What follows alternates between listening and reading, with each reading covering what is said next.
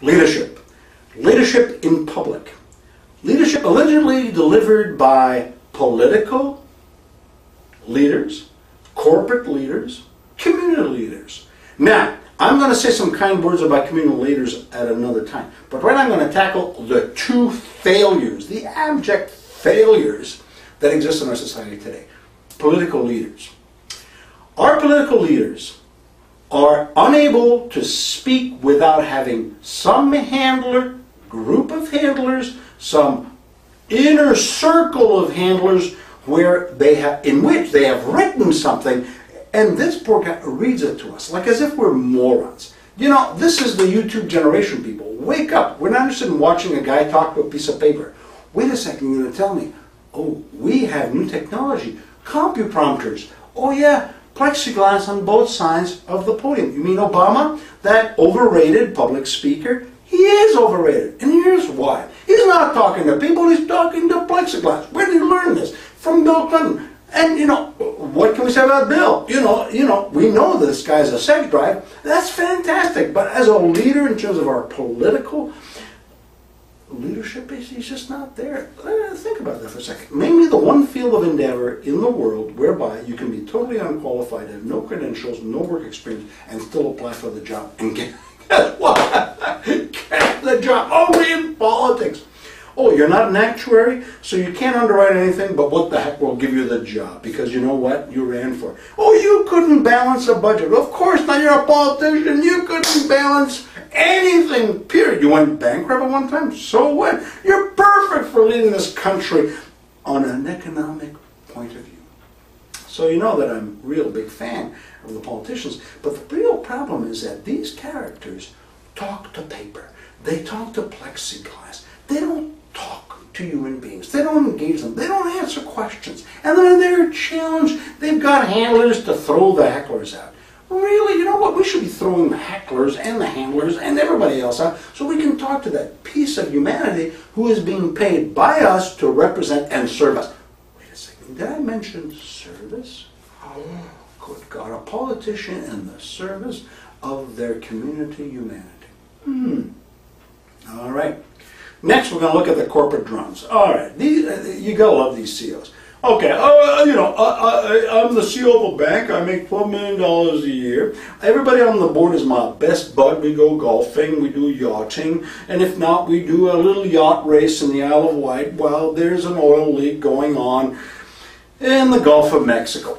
Typical CEO stuff. Okay, so tell me, CEO, did you prepare for this? Or no? Did you write this book? Oh, good God, man, Robert, what are you thinking? I mean, I am a man, I'm busy. You know, I've got other things to do, for crying out loud. Like, you know, suck up to the board and ignore the SEC and my shareholders. Good God. I mean, really, I'm just so insulted by the question. No, I don't like Steve Jobs. Steve Jobs actually stands there and talks. Oh, and you know what? He really ticks me off. I mean, first of all, the guy can't find a tie. So all of us today basically show up. You've seen CEOs today where they have a jacket. Well, actually, it's a suit, but they decide to take off a tie. I am so aroused by these alleged leaders of the corporation. Oh, some of them take off the jacket. Good God, what's next? I hope they keep their pants on. But you have to understand that these people are frauds. They are frauds in actually communicating and engaging their live audiences. And when I said they're frauds, it's because, A, they don't prepare. They don't write anything. It is written by some PR flack. Oh, good God! When was the last time anybody published a speech of great consequence that was written by a PR flack? Wait a second. When was the last time anybody invited the VP of PR at so-and-so corp or government to come and speak to them? The answer is no one. No one wants to hear these people. And first of all, because they don't understand what is required by the live audience, they're just there as corporate propaganda pieces. I've seen that before in the World War. But anyway, so now what do they write? They write press releases. That's right, they write press releases.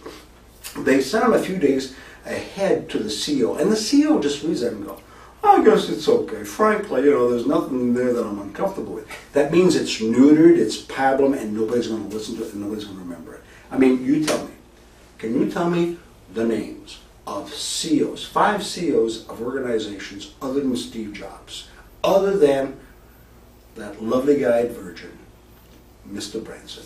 Other than those guys, tell me about those nude people that nobody would ever invite at an event or at a party. Now, what's wrong with a PR speech? Well, frankly, the bottom line is that a speech written by a PR guy is, A, it's never been written by someone who could give a speech. It's like saying, I've never written a song, but I've been asked to write a song, and frankly, I can't sing a song, so, this is bound to be a hit. So we're talking about absolute neutered crap.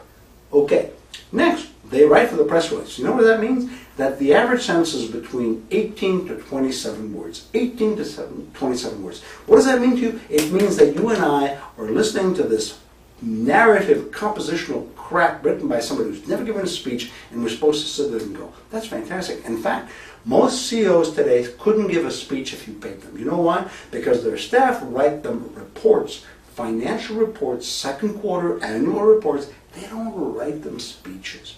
Now, these are the same corporate bullies when they get in the boardroom will lambaste and tar and feather and just basically strip off of everybody. But all of a sudden, cameras are on. Hello, I've been lobotomized. I am neutered. You will not remember this speech because it's not a speech, it's a presentation. So you have to understand that our future generation is disappointed. You see, there is no leadership. There is no passion. I mean, go back in time. Let's go back in time.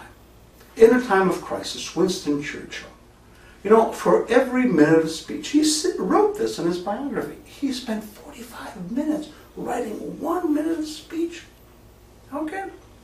All right, if you were to ask a CEO today, says, oh yeah, it took me 45 minutes to get to the bloody, stupid, awful speech, which I really, in retrospect, I wish someone else would have taken it like the VP of Finance. Right? Martin Luther King. For 10 years, the guy worked on his I Have a Dream speech. So by the time he got there in Washington in 1968, he blew people away. Yeah, he actually prepared and possibly rehearsed. Wait, all right, let's focus on Canada for the sake of this exercise. Pierre Trudeau gave the best speech ever in Canadian history. And he didn't have anybody write for him. He just stood there and he talked about it because he was fighting for his country against the sovereignty referendum. Wow. Until we have true leaders. And believe me, I am not holding my breath on this. You and I will continue to watch CEOs and political leaders talking to plexiglass, reading a prepared speech, and talking to their PowerPoint, explaining to the staff. No wonder you're disengaged. Now, if you want to fix that, you know what to call. You know what's required to change the game. That's right.